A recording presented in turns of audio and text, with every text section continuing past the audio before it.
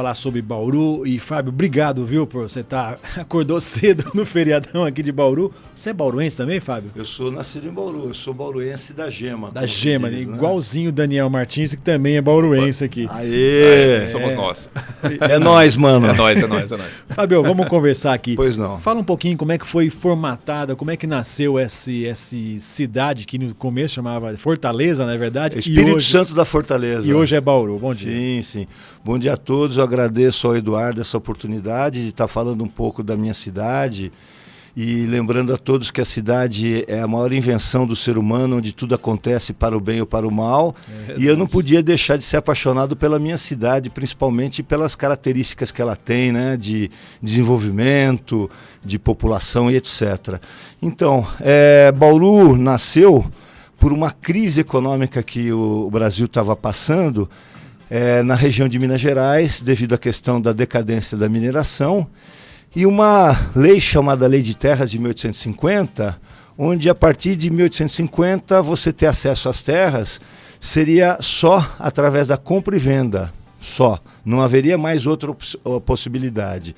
É porque o pessoal que fazia tráfico de escravo, né, além de querer investir em terras, eles perderam a oportunidade de traficar escravos, porque junto com a Lei de Terras veio a Lei Eusébio de Queiroz, que proibiu o tráfico negreiro.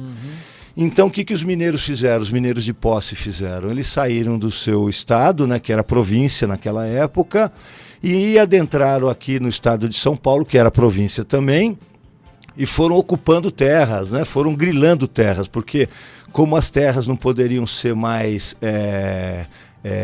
vamos supor, dadas, doadas pelo Estado, etc., eles foram forjando documentos, né, que é o famoso grilo, falando, olha, eu comprei essa terra aqui do fulano de tal que já tinha documento de posse antes de 1850. E como se fazia o grilo? Você pegava um documento falso de propriedade, colocava dentro de uma gaveta com 2 ou 3 grilinhos, né? Eles passavam um mês roendo o documento, porque papel tem açúcar, né? Sim. Defecavam em cima do documento, ele ficava amarelinho, e depois de um mês o documento estava completamente legalizado. Daí o nome grilagem, né? Grilagem de terra, justamente. E eles fundaram o Espírito Santo da Fortaleza e tinha um bairro muito interessante perto do Espírito Santo da Fortaleza, que hoje está em Agudos. Isso. Existe uma capelinha lá que foi reconstruída, chamada Bauru. E Bauru era muito interessante porque tinha 53 afluentes que não existem mais porque eles penetraram na terra, que alimentavam esse rio Bauru, e tinha uma aguada boa. E você tinha uma rua que ainda não chamava Araújo Leite ainda, né? Que era um peabiru, era um caminho indígena que saía de Botucatu, que era o último resquício de civilização, e levava até o Mato Grosso. Então o pessoal passava pela Araújo Leite, que não tinha esse nome ainda, ia para o Mato Grosso. Puxa, que bom! Os coronéis da época começaram a construir as suas casas, né? Aqui no bairro de Bauru. E aí no dia 1º de agosto de 1896, o pessoal resolveu dar um golpe, né? Para que ficar com essa terra distante da água aqui, etc. Eles adiantaram o relógio em meia hora, começaram a sessão da Câmara dos Vereadores. Quando o pessoal da situação chegou, eles já tinham votado que a transferência da sede do município ia ser em Bauru, já estavam colocando os documentos nos carros de boi. Ué, mas o que está acontecendo? Vocês não chegaram no horário, nós votamos, estamos levando a sede do município para Bauru. Inclusive foi feito agora recentemente, pelo Paulo Eduardo Tonon e a sua equipe, um filme chamado Relógios Adiantados, o fim do Espírito Santo da Fortaleza, que merece ser visto e etc. Né? Então foi assim a origem política de Bauru, um golpe de Estado. Professor Fábio, bom dia. Bom dia. Um prazer recebê-lo aqui na Top. E ainda voltando nessa questão da história de Bauru, o território aqui o território aqui tinha muitos indígenas, tinha muitos índios aqui, inclusive com muitos conflitos pelo pessoal que vinha de fora. Queria que você relatasse um pouco mais aí dessa questão indígena e como que foi essa conquista de território para a formação de Bauru. Na verdade não foi uma conquista, foi um genocídio, né? Foi uma tragédia, né? E nós temos aqui um professor em Bauru, o professor Edson, né? E ele é um cara muito importante na questão do estudo da questão indígena, né? O Edson Fernandes, além do professor João Francisco Tidez, que tem um trabalho clássico, né, sobre a questão da luta pela terra em Bauru. Nós tínhamos aqui os Oiti Chavantes, né, os Guaranis, e principalmente uma etnia chamada Coroado ou Caingangue. E chamava coroado porque eles cortavam o cabelo de uma forma que ficava o cabelo parecendo uma coroa. E esses foram os últimos índios a serem, entre aspas, dizimados. E eles resistiram bravamente, né, à tomada das suas terras. E a província de São Paulo contratava bugreiros. Olha só como os indígenas eram conhecidos como bugres, para tomar o território e levar os pares de orelha que eles matavam, os índios, para a província, onde eles eram recebidos como agentes da civilização, né? E no trabalho do professor Edson Fernandes, que são os últimos guerreiros, ele relata essa luta desesperada, né, dos caingangues para manter seu território. E a ferrovia veio em 1905, a Sorocabana, em 1906 a Noroeste, em 1910 a Companhia Paulista, e o avanço da modernidade, do cientificismo, etc., foi assim uma coisa avassaladora para os índios cada vez mais dizimados, até que eles, fugindo no meio do mato, perceberam que se eles não se entregassem, entre aspas, os últimos descendentes, eles seriam dizimados todos. E fizeram um trabalho, então, de aproximação dos índios, que demorou alguns anos, e uma índia Vanuiri, que já tinha sido contatada, ela passava todos os dias falando na língua caingangue, pedindo para as pessoas se aproximarem e fazerem as pazes com os brancos, né, fazerem as pazes, né? Os brancos simplesmente cometeram atrocidades contra os caingangues e todos os índios da região. E foi o que aconteceu. A liderança que estava no meio da floresta, né, essa bela floresta aqui de Cerradão, acaba não aguentando mais essa pressão, se aproxima e foram, entre aspas, exterminados de uma outra maneira, né? Foram civilizados. Então é uma história muito triste, e eu acho que tem muita gente que fala: Bauru não dá certo porque nós fomos excomungados em 1913 por causa do Manuel Bento Cruz, né?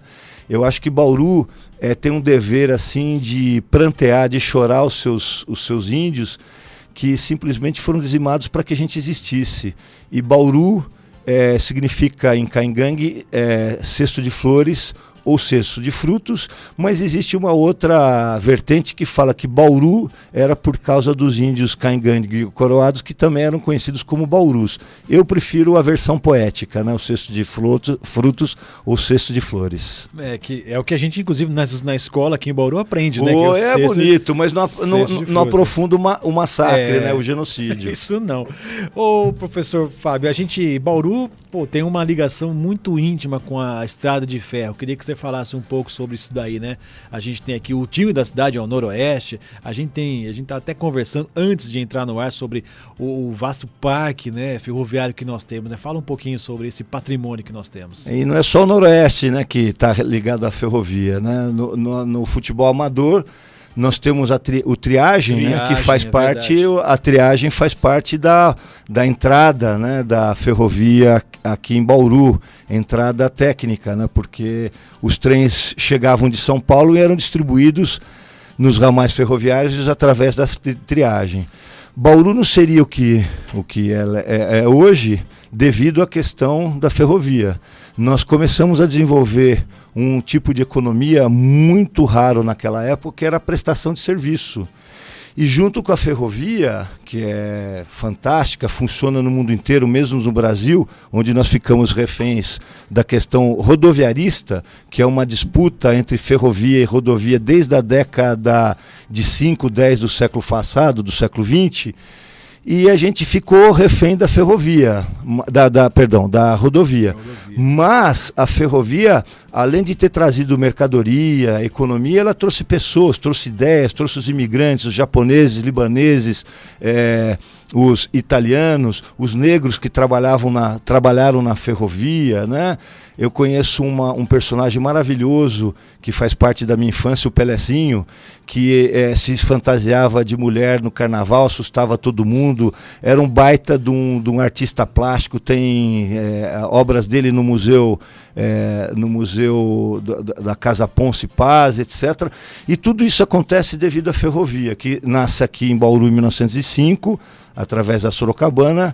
Em 1906 chega a Noroeste, em 1910 chega a Paulista. E a Noroeste tem uma história muito interessante, porque os engenheiros do Rio de Janeiro vieram para estabelecer uma ferrovia que fosse não só cata-café, mas ela fosse estratégica, e ofereceram essa ferrovia para Agudos. Não, a gente é rico do café, não queremos estrangeiro.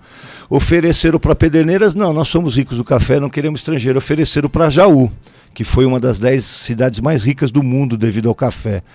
E nisso ia passando o Araújo Leite e viu aquela movimentação e falou: o que está acontecendo? Então, nós queremos fazer uma ferrovia estratégica que vai ligar a província o Rio de Janeiro, que é a capital, e as províncias ao Mato Grosso, porque a gente está com medo de perder o Mato Grosso, quase perdemos o Mato Grosso na Guerra do Paraguai, mas nós estamos vendo que não vai dar para ser por aqui, porque ninguém aceita. O Araújo Leite pegou esses engenheiros, aplicou uma semana de festa na cabeça desses engenheiros. Está decidido, então, a Ferrovia Noroeste do Brasil, ela vai ter o seu marco zero na cidade de Bauru. E aí Bauru explodiu, né? Porque você vai ter uma ferrovia completamente estratégica, que foi inaugurada aqui em 1906. E tem um detalhe interessante: só em 1921 é que os funcionários públicos da Ferrovia Noroeste saíram do Rio de Janeiro e vieram para Bauru por causa de um engenheiro, diretor chamado Arlindo Luz, que ele falou: como é que pode? A ferrovia nasce em Bauru e é administrada aqui no Rio de Janeiro, todo mundo tem que ir para Bauru. Quem não for para Bauru perde seu cargo. E nós ganhamos na sociabilidade carioca, né, os cariocas que chegaram aqui em 1921, 1922, por obra de um dos diretores mais importantes na minha pesquisa histórica, que é o Arlindo Luz. Né? Então Bauru deve tudo do seu passado e do seu futuro, aproveitando esse patrimônio arquitetônico que existe, que está sendo abandonado e desprezado, ou então, quem sabe, né, desprezado de propósito para especulação, mas a gente poderia montar projetos maravilhosos com os universitários, com os empreendedores, e fazer Bauru ser uma referência nacional e mundial no turismo ferroviário, no transporte ferroviário, etc. Professor, aqui na cidade de Bauru nós temos, né, muitas pessoas que vêm de fora e vêm morar aqui. O Eduardo Magalhães é um caso, por exemplo, que veio lá de São Paulo e está morando aqui. Mas na história da formação da cidade, muitos imigrantes também vieram para cá e ajudaram e ajudam muito na formação do município. Queria que você falasse um pouco mais da importância dos imigrantes aqui na cidade de Bauru. Sim, não tenha dúvida, né? O ser humano, principalmente a nossa espécie, sapiens sapiens, né? Nós somos nômades, e a gente está sempre procurando um lugar para se estabelecer, porque o nosso lugar de origem não tá bom, e etc. Né? E com a questão da ferrovia, que tinha essa mobilidade urbana, porque o carro não chegava até aqui, e infelizmente o carro acabou derrotando a ferrovia. Só no Brasil, né, que fizeram uma opção entre o carro e a rodovia ou a ferrovia, e acabaram desativando a ferrovia. Nós tivemos uma imigração muito forte, principalmente no começo do século XX, da comunidade italiana. Em 1906, nós inauguramos aqui a Casa de Itália, a Casa Dante de Alighieri, que é um órgão cultural do governo italiano oficial, como tem o Instituto Goethe, que é da cultura alemã, como tem vários institutos que preservam as culturas originais. Outra comunidade, né, outra leva de imigração muito grande que houve aqui em Bauru foram os libaneses, né? A comunidade libanesa aqui em Bauru é muito grande, muito respeitada, né?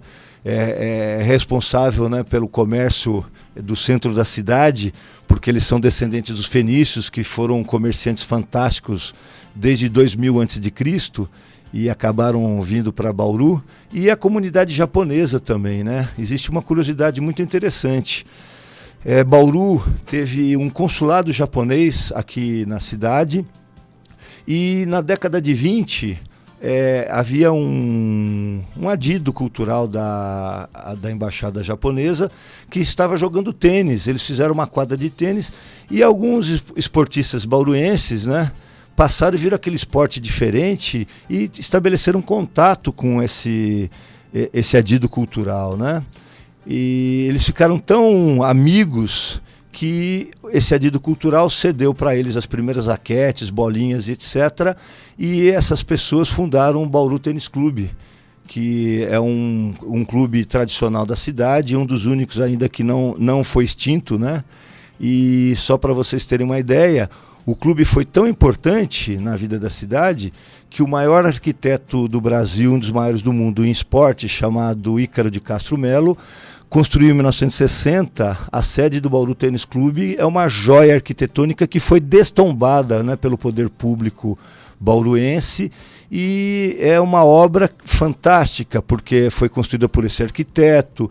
Tinha um cinema para 300 lugares, né? Tinha o estilo arquitetônico modernista com brises, né, que reduziam a incidência de sol para dentro da sede. Tinha baixos relevos de gesso maravilhosos dentro do clube, e infelizmente o poder econômico de Bauru